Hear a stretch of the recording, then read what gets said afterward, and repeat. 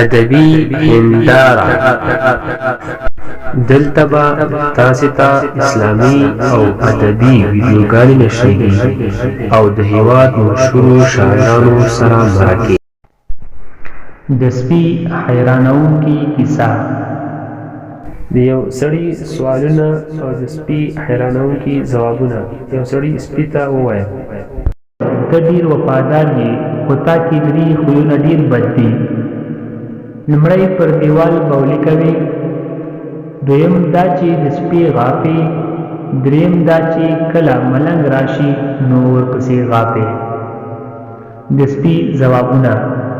سپي وویل: په دیوال ځکه بولې کوم چې کیدای شي په ځمکه د الله جل جلاله کوم بنده سجده ولګوي.